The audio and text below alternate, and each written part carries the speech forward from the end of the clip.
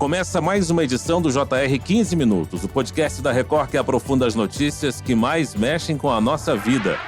Nicolás Maduro tomou posse para seu terceiro mandato consecutivo como presidente da Venezuela nesta sexta-feira, em uma sessão solene na sede da Assembleia Nacional, em Caracas. Em seu primeiro discurso, ele falou sobre garantir a paz e a soberania nacional. O evento aconteceu sob um esquema de segurança sem precedentes, refletindo o clima de tensão que permeia o país desde as eleições do ano passado. Marcadas por acusações de fraude, protestos populares e forte oposição, as eleições reacenderam o debate sobre a legitimidade do governo Maduro e o futuro da Venezuela. Quais são os principais desafios internos que o governo enfrentará neste terceiro mandato de Maduro? As acusações de fraude nas eleições podem intensificar a pressão por mudanças políticas no país? Como a comunidade internacional tem reagido à posse de Nicolás Maduro, especialmente em termos diplomáticos e econômicos. Para analisarmos as repercussões políticas e sociais deste momento, convidamos a especialista em América Latina, Carolina Pedroso. Ela é professora de Relações Internacionais da Unifesp. Seja bem-vinda, professora. Muito obrigada pelo convite. Prazer é todo nosso. E quem nos acompanha é Fábio Menegatti, repórter do Jornal da Record. Menegatti, ontem, um dia antes da posse de Maduro, milhares de pessoas foram às ruas contra o presidente? Oi, Fara. Olá, professora Carolina. Foi. E não foi pouca gente, não. Os partidos de oposição e seus apoiadores organizaram protestos em todo o país na última quinta-feira, buscando pressionar o presidente Nicolás Maduro, um dia antes de sua posse para o terceiro mandato de 6 anos. Essas manifestações refletem, naturalmente, o descontentamento generalizado e a contestação às eleições, realizadas em 28 de julho do ano passado, nas quais os opositores reivindicam a vitória, alegando irregularidades no processo eleitoral. Maria Corina Machado, uma das líderes da oposição, esteve nos protestos. Foi a sua primeira aparição pública desde agosto, quando precisou se esconder após sofrer perseguição política do ditador Nicolás Maduro. Agora, ao deixar o protesto, Corina foi presa, mas logo foi solta. Fara, neste 10 de janeiro, um novo mandato presidencial começa na Venezuela, cercado de incertezas. Professora Carolina, a prisão de Maria Corina Machado pode impactar de alguma forma a mobilização interna e até a pressão internacional em relação à legitimidade da reeleição presidencial de Maduro? Bom, acho que é um episódio que acrescenta mais uma camada de dúvidas, sobre o processo político venezuelano, que ocorreu em julho, mas que foi decorrendo depois disso também com muitos problemas. Não só Maria Corina foi detida, rapidamente solta, mas nós observamos também milhares de pessoas que foram encarceradas por participarem de manifestações depois da divulgação dos resultados eleitorais. Então, esse é um elemento importante de pressão interna. Porém, por outro lado, essa oposição já há bastante tempo vem prometendo, de alguma maneira, conseguir colocar no poder Edmundo González Urrutia, que é o candidato que eles levaram adiante na campanha, foi o candidato oficial, e que o resultado que eles teriam conseguido por meio das atas, nas eleições, teria apontado para a vitória dele. O grande problema houve uma expectativa, foi criada uma expectativa muito grande sobre essa capacidade de mobilização da oposição, que até o momento não se mostrou efetiva em conseguir promover uma mudança política no país. Então, ao longo dos meses, isso a gente observou entre a eleição e a posse. Vale recordar que foi um período relativamente longo, de quase 6 meses, de julho até janeiro, e pode acontecer novamente agora, das pessoas se sentirem desanimadas, além de amedrontadas, com receio de serem aí perseguidas ou aprisionadas. Então, essa é a grande dificuldade da oposição hoje, de conseguir consolidar essa posição e de conseguir promover uma mudança efetiva na política venezuelana. Professora, Maduro governa há mais de uma década, Está envolvido em escândalos de corrupção e supostos ataques, ele continua mesmo assim no cargo. Entre as principais acusações contra Maduro estão fraude nas eleições de 28 de julho do ano passado e o fato de ele declarar a vitória sem divulgar as atas de cotação, como muitos países, incluindo o Brasil, pediam. Como é que o governo respondeu a essas alegações e como Maduro tem moldado a sua narrativa para consolidar apoio político? Bom, primeiro, o governo alegou inicialmente, né, no momento da apuração dos votos, que teria sofrido um ataque hacker no seu sistema, o que não exatamente seria relacionado ao sistema eletrônico, ou seja, o problema não foi o depósito do voto das pessoas na urna, mas a transmissão dos dados das urnas para o sistema de contagem do Conselho Nacional Eleitoral, que é o órgão responsável pelas eleições. Esse ataque, por outro lado, nunca foi comprovado e é por conta dessa justificativa que o Conselho Nacional Eleitoral diz que ainda não consegue divulgar as atas e, na verdade, ele não se dá muito ao trabalho, né, de ficar justificando. Essa é uma característica que o governo Maduro foi adquirindo, principalmente nos últimos meses, né? Muitas das acusações são feitas e o governo simplesmente ignora, né? Não tem muito esse cuidado aí de prestação de contas. Então, é um movimento, né, que Nicolás Maduro tem feito agora nos últimos meses. Ele conseguiu consolidar, né, o seu poder porque ele tem exatamente o apoio de toda a institucionalidade venezuelana, o apoio das Forças Armadas e o apoio de uma parte ainda, talvez não seja majoritária, mas de uma parte ainda da população, né? Da mesma maneira que os protestos da oposição conseguem reunir milhares de pessoas, os protestos, né, as manifestações a favor do governo também costumam ser bastante cheias de pessoas, né? Algo que acaba nos surpreendendo muitas vezes, mas reflete exatamente esse alto grau de polarização da sociedade venezuelana. Ainda sobre a questão dos protestos, como é que nós podemos entender os impactos deles, já que muitos também são organizados pelos partidos de oposição justamente na véspera e no dia da posse de Nicolás Maduro no cenário político interno?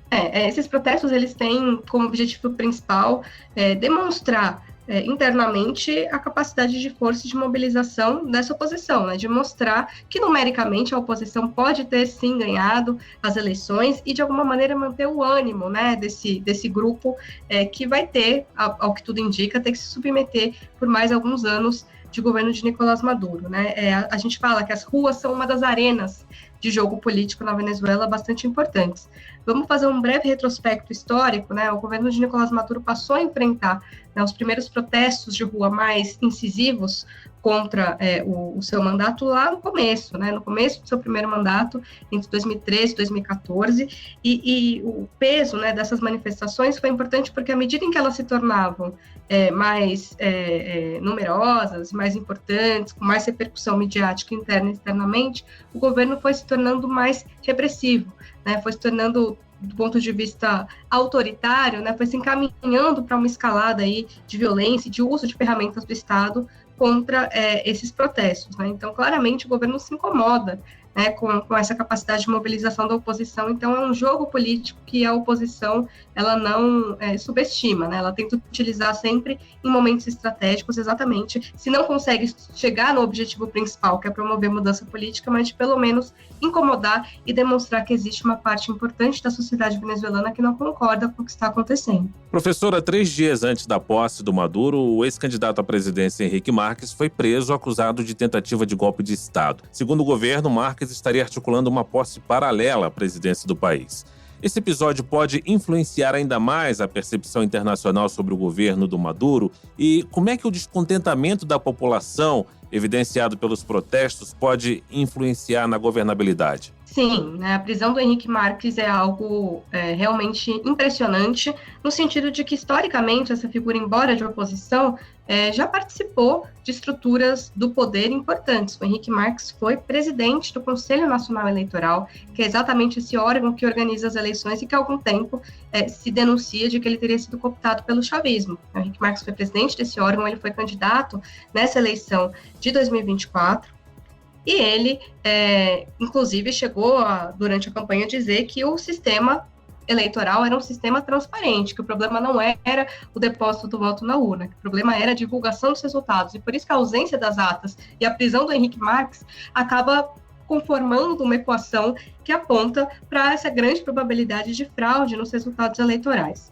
Agora, o papel que essas manifestações podem ter na governabilidade é muito relativo, né? Como eu disse, no começo do governo do Maduro, né, no começo do seu primeiro governo, essas manifestações incomodaram e isso fez com que o governo rearticulasse boa parte das forças, né, e da disposição, por exemplo, dos cargos. É um momento que coincide com o aumento do número de militares e de generais, né? Então ele vai utilizando muito da força militar para se consolidar no poder e para ir abafando esse descontentamento. Então há um limite, né, de até onde essas forças conseguem ir diante de todo esse aparato que foi sendo construído. Professora, pensando aí na questão da comunidade internacional, e a gente sabe que a Venezuela tem o apoio de potências como China e Rússia, porém tem o distanciamento aí de boa parte do Ocidente. Como é que isso pode influenciar, de certa forma, a estabilidade do governo de Maduro e o futuro, né, das relações diplomáticas da Venezuela? Essas alianças elas foram estratégicas, foram construídas ao longo de 25 anos, mas se tornaram essenciais nos últimos 10 anos. Porque à medida em que o governo de Nicolás Maduro foi se tornando mais autoritário, ele foi se tornando também alvo de uma série de medidas internacionais de isolamento e de tentativa de estrangular o regime do ponto de vista econômico e financeiro. Estou falando da política das sanções unilaterais que foram impostas à economia venezuelana, mas também aos indivíduos que compõem a cúpula do governo, impedindo essas pessoas e o Estado venezuelano de ter acesso, por exemplo, a ativos, a divisas internacionais e também trazendo prejuízos para o comércio da Venezuela. Lembrando que a gente está falando de um país que é petroleiro, altamente dependente do comércio internacional, porque basicamente só produz petróleo e minérios, tem uma indústria muito incipiente, agricultura praticamente inexistente, portanto precisa importar tudo o que consome. Então essas restrições ao comércio internacional, elas funcionaram até certo ponto, porque era um país que já estava combalido por uma crise anterior, mas também forçaram a Venezuela a fortalecer os laços exatamente com esses outros países que compõem, de uma certa forma, um arco, né, de países, um grupo de países que combatem ou que tentam ser alternativos à hegemonia do Ocidente no mundo. Então, eu diria que Rússia, China, mas também Irã, Turquia, são países que dão uma sustentação importante, tanto para a economia venezuelana, como para o regime de Nicolás Maduro. Professora, como é que essa instabilidade na Venezuela pode afetar a segurança, a economia, relações políticas com os vizinhos da América Latina? Eu lembro que na época da eleição, países como Uruguai, Chile e Argentina censuraram o eventual resultado na eleição venezuelana e o Brasil, no final do ano passado, na reunião dos BRICS na Rússia, um dia antes dos chefes de Estado se reunirem, o presidente Lula ligou para o presidente Putin e deixou claro que o Brasil não aceitaria a inclusão da Venezuela nos BRICS. Como é que fica essa relação de proximidade na região e com o Brasil? Esse foi um movimento importante da política externa brasileira, por alguns motivos, né? A Venezuela já vem sendo há algum tempo epicentro de problemas para a América do Sul, e isso seria verdade para qualquer outro país que estivesse passando por uma situação semelhante à da Venezuela, ou seja, de grande impasse político, de impossibilidade de conciliação entre as partes políticas, uma crise econômica sem precedentes, uma crise migratória inédita na história do país. Então, todos esses elementos contribuem para que a Venezuela seja um problema na estabilidade política da América do Sul e também em termos de segurança, porque essa região de fronteira, tanto com a Colômbia como com o Brasil, é uma região permeada por uma série de atividades ilícitas, de crime transnacional, de contrabando, de narcotráfico, de tráfico de armas, tráfico de pessoas. Então, o problema da Venezuela, ele repercute diretamente na região inteira.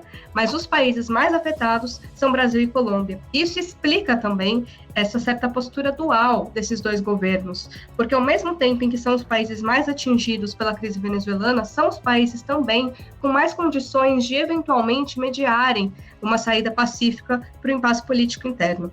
Diante dessa grande polarização, seria muito difícil a gente imaginar que a Venezuela sairia dessa situação sem algum grau de mediação internacional. Então, sendo os países mais próximos, sendo os países que mais conhecem, os problemas venezuelanos, Brasil e Colômbia acabam se credibilizando como importantes atores aí em um cenário futuro, Então, sem dúvidas, a situação venezuelana ela acaba se tornando um grande desafio para o Brasil. Já há algum tempo eu venho defendendo a ideia de que a Venezuela é o grande desafio diplomático do governo Lula III, mas será também do Brasil em qualquer governo que venha chegar ao poder nas próximas eleições aqui. né, por conta dessa fronteira, por conta do fluxo de imigrantes que vem para cá, exatamente por ser o epicentro de uma série de questões que precisam ser resolvidas. Então, essa postura do Brasil de barrar a Venezuela nos BRICS, ela reflete exatamente o fato de que a Venezuela não cumpriu com a expectativa que o Brasil tinha de retorno à normalidade democrática por meio de eleições que fossem comprovadamente transparentes e idôneas.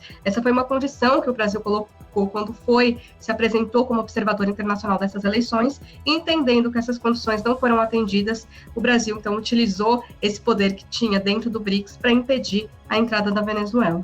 O JR 15 Minutos termina aqui e eu agradeço a participação de Carolina Pedroso, professora de Relações Internacionais e especialista em América Latina. Muito obrigado, professora. Eu que agradeço. Agradeço também a participação do Fábio Menegatti, repórter do Jornal da Record. Valeu, Menegatti. Eu que agradeço, Luiz. Muito obrigado, professora. Esse podcast contou com a produção de David Bezerra e das estagiárias Amanda Fuzita, Isabela Santos e Yasmin Logrado. Sonoplastia de Diego Marcondes. Coordenação de conteúdo, Deni Almeida. Direção editorial, Tiago Contreira. Vice-presidente de jornalismo, Antônio Guerreiro. Você pode acompanhar o JR 15 Minutos no portal r7.com, nas redes sociais do Jornal da Record e nas principais plataformas de streaming. Te aguardamos no próximo episódio. Até lá!